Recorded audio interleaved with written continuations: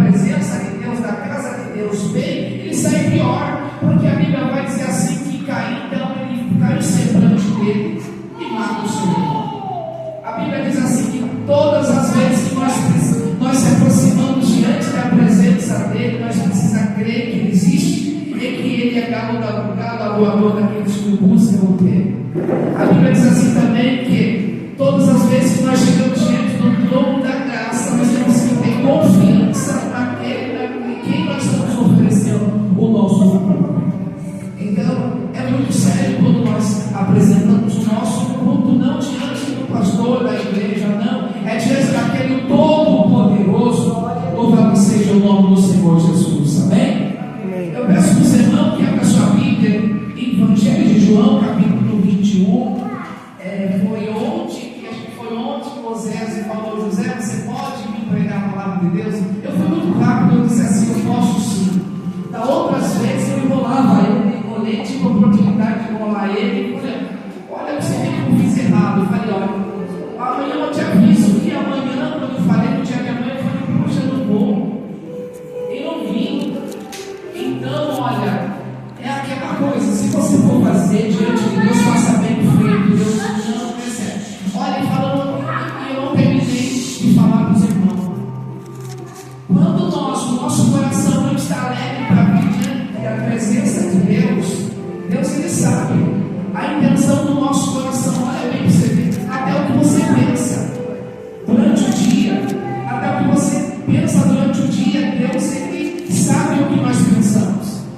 Aí o que acontece? Eu falei: poxa vida, eu quero ir na casa de Deus, mas está acontecendo entendimento. Mas no fundo eu falei: poxa, hoje eu estou cansado, hoje eu não vou na casa de Deus. Deus ele sabe a intenção do nosso coração. Quando nós pensamos algo, Deus detecta o nosso coração. E aí Deus: você não quer vir na minha presença com todo o coração, se vai lá diante de mim, então você não vai vir. Não, eu vou preparar um problema para você. Em todas as vezes estava acontecendo. É por isso que eu te disse: às vezes a pessoa está dentro da casa de Deus, é que nem a mulher que vai perdida. Ela está dentro, mas está perdida. Louvado seja o nome do Senhor Jesus. Amém? Amém? Amém.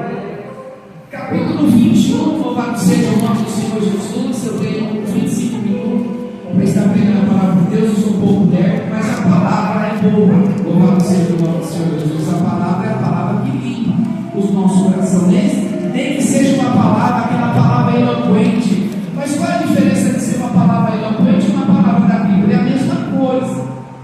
Só que eu te falei, basta a nossa forma de absorver o que está sendo falado. Deus fala conosco, Deus está falando conosco através de louvores. Deus falou no meu coração através de cada um nessa noite. Então Deus vai continuar falando conosco. Hoje eu vou dar um curso de missões.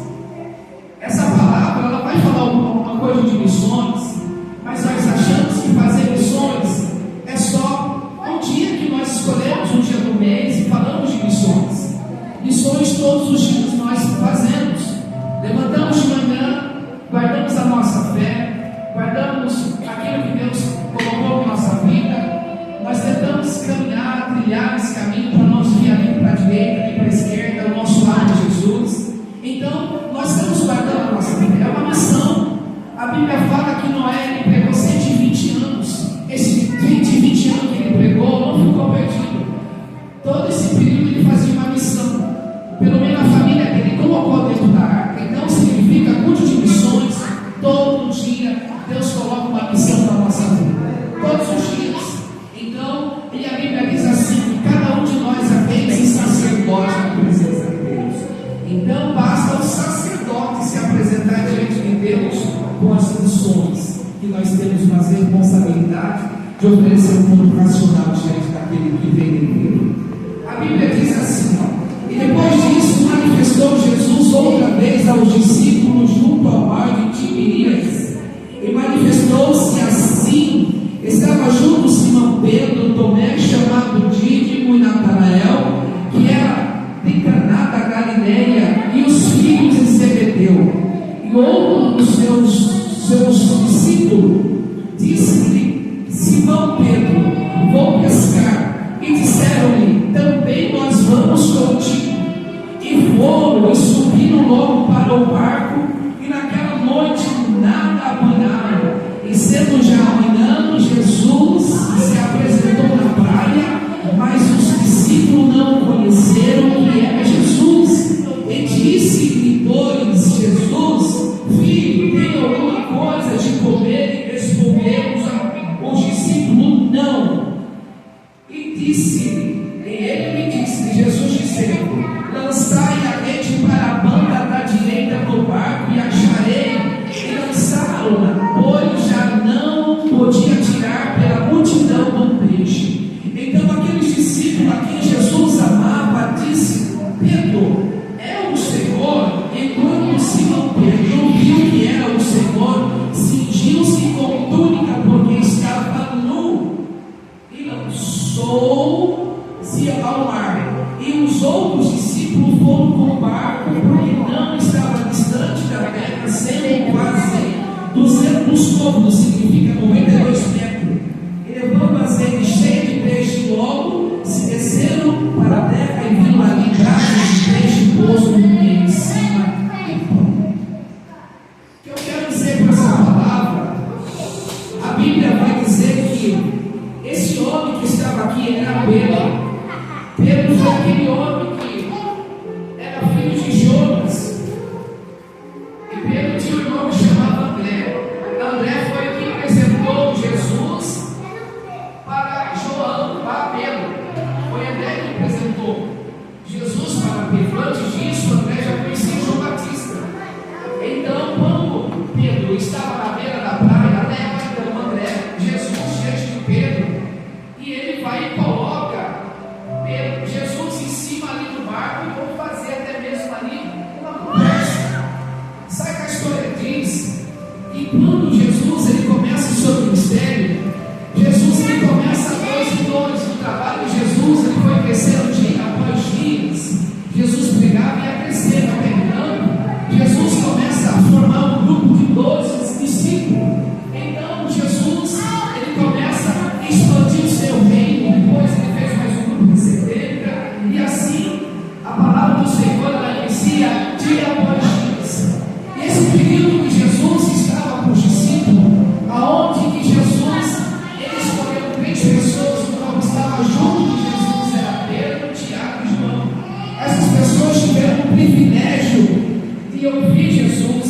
Eles tiveram o privilégio qual os outros discípulos não tiveram, o qual Pedro, Tiago e João que estiveram no monte da transfiguração, que estava ali Jesus transfigurou e viu a sua glória. E Jesus disse assim para ele: olha, vocês não podem falar isso que vocês viram, mas quando eu for glorificado, vou para o meu Pai, aí você pode falar. E eles ficaram calados.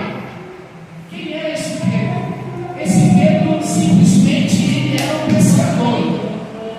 O que ele vivia era da pesca. Ele só sabia fazer era pescar. Então ele tinha sua esposa, ele tinha seu irmão. Então ele vivia da pesca. Todo o seu tempo ele vivia da pesca. Jesus, uma vez, quando Jesus encontrou Pedro, Jesus disse assim: olha, vinde a mim que vou fazer você pescadores de homem. Ele não sabia que Jesus já tinha um plano na vida de Pedro. Mas eu quero dizer para você: quem era Pedro? Quem era esse Pedro que nós falamos e muitas vezes não o conhecemos? Esse Pedro, ele era um homem igual a mim, igual a você, com defeito, com nervosismo. Ele às vezes falava algo que até mesmo ali ele precisou, mas era um homem que também tinha os seus defeitos. A história vai dizer assim que um dia o Senhor Jesus Cristo ele pega os discípulos e Jesus aposta mais em Pedro. Ele vai ensinar ele, dizendo bem assim: olha, vai chegar dia que os malfeitores eles vão me prender, eles vão me matar, eles vão me pegar, vão me matar, e eu vou ser crucificado. Em todo o período que Jesus esteve com Pedro, Tiago, Jesus falou. Só que Pedro ele tinha uma característica, uma habilidade que os outros não tinham. Por exemplo, se a gente for ver aqui, quando Jesus ele foi crucificado, antes disso Jesus estava no Getsemane.